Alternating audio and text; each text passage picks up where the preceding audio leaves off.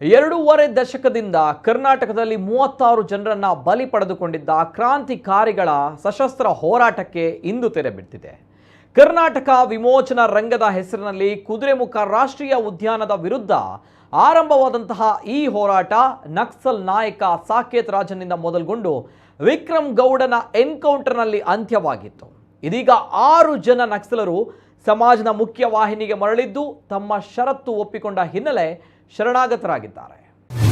ನಕ್ಸಲ್ ನಾಯಕನ ಅಂತ್ಯದೊಂದಿಗೆ ನಕ್ಸಲರ ಶರಣಾಗತಿ.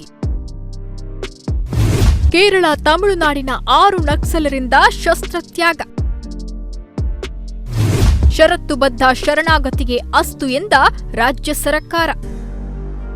ನಮ್ಮನ್ನು ಒಂದು ಮುಖ್ಯವಾಹಿನಿಗೆ ತಗೊಂಡ್ಬಂದು ನಾವು ಅಲ್ಲಿ ಏನು ಪ್ರಜಾತಾಂತ್ರಿಕವಾಗಿ ಮತ್ತು ಸಂವಿಧಾನಾತ್ಮಕವಾಗಿ ಏನು ಹೋರಾಟ ಮಾಡಬೇಕು ಅಂತೇಳಿ ಏನು ಬಯಸ್ತಿದ್ದಾರೋ ಕಮ್ಯುನಿಟಿಯವರು, ಅದೇ ರೀತಿ ನಾವು ಜನರ ಪರವಾಗಿ ನಾವು ಕೊನೆ ತನಕ ಹೀಗೆ ಮುಖ್ಯವಾಹಿನಿಗೆ ಬಂದು ಜನರ ಪರವಾದ ಪ್ರಜಾತಾಂತ್ರಿಕ ಹೋರಾಟ ಮುಂದುವರಿಸ್ತೇವೆ ಅಂತ ಭರವಸೆಯ ಮಾತುಗಳನ್ನ ಆಡ್ತಾ ಇರೋದು ಬೇರಾರೂ ಅಲ್ಲ. ಈಕೆ 2000 ಇಸವಿಯಲ್ಲಿ ತನ್ನ 18ನೇ ವಯಸ್ಸಿಗೆ ಕಾಡಿನ ದಾರಿ ಹಿಡಿದು ಕೈನಲ್ಲಿ ಬಂದೂಕು ಹಿಡಿದು ಆದಿವಾಸಿಗಳ ಹಕ್ಕಿನ ಪರವಾಗಿ ಹೋರಾಟ ಮಾಡಿದ ನಕ್ಸಲ್ ನಾಯಕಿ ಲತಾ ಮುಂಡಗಾರು. ಶೃಂಗೇರಿ ತಾಲೂಕಿನ ಲತಾ ಮುಂಡಗಾರು ಬಡ ಆದಿವಾಸಿ ದಂಪತಿ ಕುಟುಂಬದ ಹೆಣ್ಣು ಮಗಳಾಗಿದ್ದು, ಶಿಕ್ಷಕರ ಕಿರುಕುಳದಿಂದ 6ನೇ ತರಗತಿಯಲ್ಲೇ ಶಿಕ್ಷಣಕ್ಕೆ ತಿಲಾಂಜಲಿ ಇಟ್ಟವರು. ಕುದುರೆಮುಖ ರಾಷ್ಟ್ರೀಯ ಉದ್ಯಾನ ಯೋಜನೆಯಲ್ಲಿ ಮನೆ ಕಳೆದುಕೊಳ್ಳುವ ಪರಿಸ್ಥಿತಿ ಬಂದಾಗ ಹೋರಾಟಕ್ಕೆ ಧುಮುಕಿದವರು. ಆದರೆ ಪ್ರಜಾಸತ್ತಾತ್ಮಕ ಹೋರಾಟಕ್ಕೆ ಬೆಲೆ ಸಿಗ್ಲಿಲ್ಲ ಎಂಬ ಕಾರಣದಿಂದ ಸಶಸ್ತ್ರ ಹೋರಾಟಕ್ಕಾಗಿ ನಕ್ಸಲರಾಗಿ ಜೊತೆ ಸೇರಿ 25 ವರ್ಷಗಳಿಂದ ಕರ್ನಾಟಕ ಕೇರಳದಲ್ಲಿ ಮೋಸ್ಟ್ ವಾಂಟೆಡ್ ನಕ್ಸಲ್ ಎಂಬ ಹಣೆಪಟ್ಟಿಯನ್ನ ಕಟ್ಟಿಕೊಂಡವರು. ನೇತ್ರಾವತಿ ತಂಡದ ನಾಯಕತ್ವ ವಿಕ್ರಮ್ ಗೌಡ ವಹಿಸಿದ್ರೆ, ಭದ್ರಾ ತಂಡದ ನಾಯಕಿಯಾಗಿ ಮುಂಡಗಾರು ಲತಾ ಗುರುತಿಸಿಕೊಂಡಿದ್ರು. ನವೆಂಬರ್ ತಿಂಗಳಲ್ಲಿ ವಿಕ್ರಮ್ ಗೌಡನ ಹತ್ಯೆಯ ಬಳಿಕ ನಡೆದಿರುವಂತಹ ಬೆಳವಣಿಗೆಗಳಲ್ಲಿ ಶರಣಾಗತಿ ಬಯಸಿದ ನಕ್ಸಲರಲ್ಲಿ ಇವರು ಕೂಡ ಒಬ್ರು. ಕರ್ನಾಟಕದವರು ಮತ್ತು ಕೇರಳ ತಮಿಳುನಾಡು 6 ಜನ ಕಾಂಬಿನೇಷನ್ ನಾವು ಮುಖ್ಯವಾಹಿನಿಗೆ ಬರಬೇಕು ಅಂತೇಳಿ ಒಂದು ಡಿಸೈಡ್ ಮಾಡಿ ನಾವೀಗ ಡಿಸ್ಕಷನ್ ರೌಂಡು ಮುಗಿಸಿದ್ವಿ.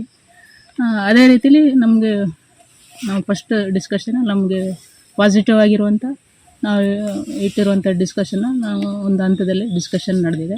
ಇವಾಗ 2ನೇ ರೌಂಡು ನಮಗೆ ಡಿಸ್ಕಷನ್ನು ನಡೀತಾ ಇದೆ. ಇದರಲ್ಲಿ ನಮಗೆ 2 ಸಮಿತಿಯವರು ನಮ್ಗೆ ಬಂದು ಅಲ್ಲಿ ಏನು ನಡೆದಿರುವಂಥ ವಿಷಯಗಳನ್ನೆಲ್ಲ ನಮಗೆ ಅಂಡರ್ಸ್ಟ್ಯಾಂಡ್ ಮಾಡಿಕೊಟ್ಟಿದ್ದಾರೆ. ಅದು ನಮಗೆ ಒಂದು ಒಟ್ಟಾರೆ ಇಲ್ಲಿ ಎಲ್ಲ ಸಿಚುವೇಶನ್ ನೋಡಿದಾಗ ಭಾಳ ಪಾಸಿಟಿವ್ ಆಗಿರುವಂಥ ಒಂದು ವಿಷಯ ಅಂತೇಳಿ ನಮಗೆ ಒಂದು ಖುಷಿನ ತಂದಿದೆ. ಅದನ್ನು ನಾವು ಎಲ್ಲರೂ ಕೂಡ ನಾವು ನಮ್ಮ ಎಲ್ಲ ಕಾಂಬಿಟ್ಸ್ ಕೂಡ ಅದನ್ನು ನಾವು ಸ್ವಾಗತಿಸ್ತೀವಿ ಮತ್ತು ನಾವು ಅದನ್ನು ಮುಂದೆ ನಾವು ಜನರ ಮುಂದೆ ಕೂಡ ನಾವು ಅದನ್ನು ಮುಂದೆ ತಗೊಂಡು ಹೋಗೋಕ್ಕೆ ಬಯಸ್ತೀವಿ, ನಾವು ಇಟ್ಟಿರುವಂಥ ಡಿಮ್ಯಾಂಡ್ಗಳನ್ನು. ನಾಗರಿಕ ಸಮಿತಿ ಹಾಗೂ ಶರಣಾಗತಿ ವೇದಿಕೆ ನಕ್ಸಲರ ಮನವೊಲಿಸುವಲ್ಲಿ ಯಶಸ್ವಿಯಾಗಿದ್ದು, 6 ಜನ ನಕ್ಸಲರು ಇಂದು ಚಿಕ್ಕಮಗಳೂರಿನ ಜಿಲ್ಲಾಧಿಕಾರಿ ಮುಂದೆ ಶರಣಾಗಿದ್ದಾರೆ. ಪ್ರಮುಖವಾಗಿ 7 ಷರತ್ತುಗಳನ್ನು ನೀಡಿದ್ದ ನಕ್ಸಲರ ಎಲ್ಲಾ ಷರತ್ತುಗಳನ್ನು ಕರ್ನಾಟಕ, ಕೇರಳ ಹಾಗೂ ತಮಿಳುನಾಡು ಸರ್ಕಾರಗಳು ಒಪ್ಪಿ ನಕ್ಸಲರ ಶರಣಾಗತಿಗೆ ವೇದಿಕೆ ಸಿದ್ಧ ಮಾಡಿದೆ. ಹೀಗಾಗಿ ಮುಂಡಗಾರು ಲತಾ, ಕುತ್ಲೂರಿನ ಸುಂದರಿ, ಕಳಸಾದ ನವಜಾಕ್ಷಿ, ರಾಯಚೂರಿನ ಮಾರಪ್ಪ ಅರೋಳಿ, ತಮಿಳುನಾಡಿನ ವಸಂತ ಟಿ ಹಾಗೂ ಕೇರಳದ ಜಿಶಾ 6 ಜನ ಶರಣಾಗಿದ್ದಾರೆ. ರಾಯಚೂರಿನ ಮಾನ್ವಿ ತಾಲೂಕಿನ ಜಯಣ್ಣ ಅರೋಳಿ ಕೂಡ 2000 ಇಸವಿಯಲ್ಲಿ ತನ್ನ 24ನೇ ವಯಸ್ಸಿಗೆ ನಕ್ಸಲ್ ತಂಡದ ಭಾಗವಾದವರು. ತನ್ನ ಶರಣಾಗತಿಗೆ ಸರ್ಕಾರ ನೀಡುವ ಪ್ಯಾಕೇಜ್ ಹಣದ ಅರ್ಧ ಭಾಗವನ್ನ ಮಾನ್ವಿಯ ತನ್ನ ಹಳ್ಳಿಯ ಶಾಲೆ ಅಭಿವೃದ್ಧಿಗೆ ನೀಡುವ ಷರತ್ತು ಹಾಕಿ ಶರಣಾಗತರಾಗಿದ್ದಾರೆ. ಇವತ್ತು ಮುಖ್ಯವಾಹಿನಿಗೆ ಬರಲಿಕ್ಕೆ ಎಲ್ಲ ನಾಗರಿಕ ಹಕ್ಕು ವೇದಿಕೆ ಮತ್ತು ಆಮೇಲೆ ಪುನರ್ವಸತಿ ಒಕ್ಕೂಟ ಕೂಡ ತುಂಬ ಶ್ರಮ ವಹಿಸಿ ಎಲ್ಲ ರೀತಿಯ ಕ್ರಮಗಳನ್ನು ಭಾಳ ತೀವ್ರಗತಿಯಲ್ಲಿ ಜರುಗಿಸಿ ಅದನ್ನು ಒಂದು ಹಂತಕ್ಕೆ ತಂದು ಇವತ್ತು ಪುನರ್ವಸತಿ ಪ್ಯಾಕೇಜನ್ನು ಮತ್ತು ನಾವು ಇಟ್ಟಿರೋ ಡಿಮ್ಯಾಂಡ್ಗಳನ್ನು ಕೂಡ ಈಡೇರಿಸೋ ನಿಟ್ಟಲ್ಲಿ ಮುಖ್ಯಮಂತ್ರಿಗಳ ಜೊತೆಯಲ್ಲಿ ಸಂಧಾನ ಚರ್ಚೆಗಳನ್ನು ನಡೆಸಿ ಅದಕ್ಕೆ ಒಂದು ಭಾಳ ಸಕಾರವಾಗಿ ಸ್ಪಂದಿಸಿರೋದರಿಂದ ಇವತ್ತು ಆ ಒಂದು ನನ್ನ ಹುಟ್ಟೂರಾದ ಅರೋಳಿ ಗ್ರಾಮದಲ್ಲಿರೋ ಕಿರಿಯ ಪ್ರಾಥಮಿಕ ಶಾಲೆಯ ಕಿರಿಯ ಪ್ರಾಥಮಿಕ ಶಾಲೆಗೆ ಪುನರ್ವಸತಿ ಪ್ಯಾಕೇಜಿನ ಹಣದ ಅರ್ಧ ಭಾಗವನ್ನು ನಾನು ಇಂದು ಅಂದರೆ ಕೊಡೋ ಟೈಮ್ಗೆ ಇಂದು ನಾನು ವರ್ಗಾಯಿಸಬೇಕಂತೇಳಿ ನಾನು ಕೇಳ್ಕೊಳ್ತೀನಿ. ಕಡಿಮೆ ಪ್ರಮಾಣದ ಶಿಕ್ಷೆ, ಒಂದೇ ನ್ಯಾಯಾಲಯದಲ್ಲಿ ಎಲ್ಲಾ ಪ್ರಕರಣಗಳ ವಿಚಾರಣೆ, ಎನ್ಕೌಂಟರ್ ತನಿಖೆ ಸೇರಿದಂತೆ 7 ಷರತ್ತುಗಳನ್ನು ಸರ್ಕಾರದ ಮುಂದಿಟ್ಟು 6 ನಕ್ಸಲರು ಶರಣಾಗಿದ್ದಾರೆ. ಕುತ್ಲೂರಿನ ಸುಂದರಿ ಲತಾ ಅವರಂತೆ ಸುಂದರಿ ಕೂಡ ಆದಿವಾಸಿ ಮಹಿಳೆಯಾಗಿದ್ದು 3ನೇ ತರಗತಿಯ ತನಕ ವಿದ್ಯಾಭ್ಯಾಸವನ್ನ ಮಾಡಿದ್ದಾರೆ. ತನ್ನ 19ನೇ ವಯಸ್ಸಿನಲ್ಲಿ 2004ರಲ್ಲಿ ನಕ್ಸಲ್ ಹೋರಾಟಕ್ಕೆ ಧುಮುಕಿದ್ದು 20 ವರ್ಷಗಳಿಂದ ನಕ್ಸಲ್ ತಂಡದಲ್ಲಿದ್ದು ಮೋಸ್ಟ್ ವಾಂಟೆಡ್ ಲಿಸ್ಟ್ನಲ್ಲಿದ್ದಾರೆ.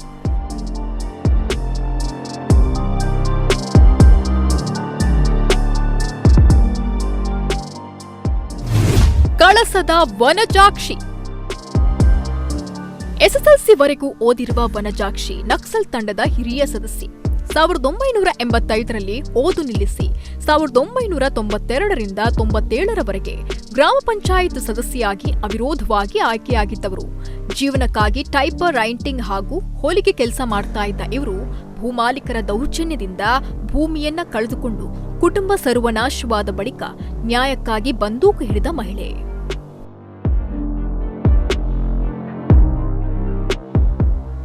ಇನ್ನು ರಾಯಚೂರಿನ ಜಯಣ್ಣ ಅರೋಳಿ BA ಪದವೀಧರನಾಗಿದ್ರು.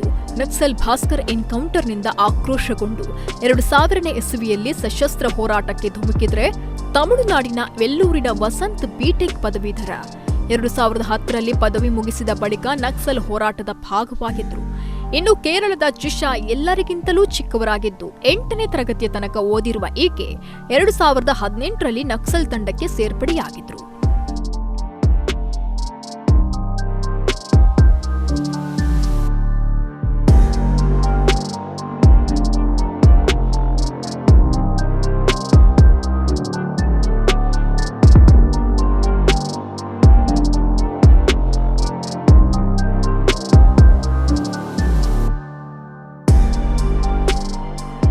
ಇದೀಗ 6 ಜನ ನಕ್ಸಲರು ಚಿಕ್ಕಮಗಳೂರು ಜಿಲ್ಲಾಧಿಕಾರಿ ಕಚೇರಿಯಲ್ಲಿ ಶರಣಾಗತರಾಗಿದ್ದಾರೆ. ಈ ಮೂಲಕ ಪಶ್ಚಿಮ ಘಟ್ಟದ ಕಾಡಿನಲ್ಲಿ ನಡೀತಾ ಇದ್ದ ಗುಂಡಿನ ಕಾಳಗಕ್ಕೆ ತಿಲಾಂಜಲಿ ಹಾಕಿದ್ದಾರೆ. ಜೊತೆಗೆ ನಕ್ಸಲರಿಂದಾಗಿ ನಿದ್ದೆಗೆಟ್ಟಿದ್ದ ಕರ್ನಾಟಕ, ತಮಿಳುನಾಡು ಹಾಗೂ ಕೇರಳ ಸರ್ಕಾರಕ್ಕೂ ನೆಮ್ಮದಿಯನ್ನ ನೀಡಿದ್ದಾರೆ. ಮುಖ್ಯವಾಹಿನಿಗೆ ಬಂದು ಮತ್ತೆ ಜನಪರ ಹೋರಾಟ ನಡೆಸುವ ಸಂಕಲ್ಪದೊಂದಿಗೆ ಎಲ್ಲರೂ ಶರಣಾಗಿದ್ದಾರೆ.